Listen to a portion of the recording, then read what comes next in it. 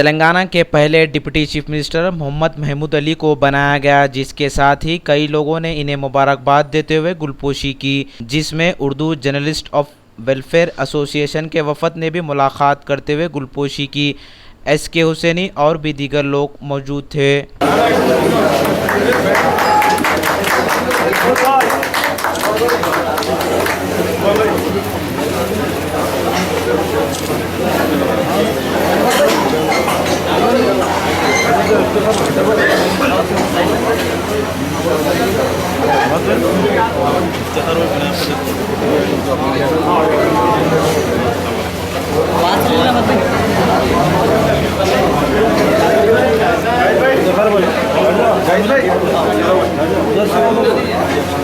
पीछे से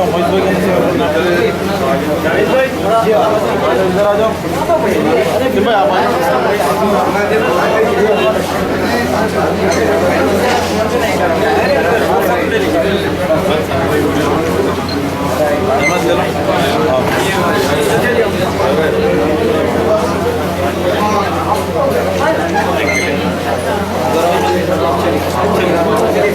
भाई, आप सामने आके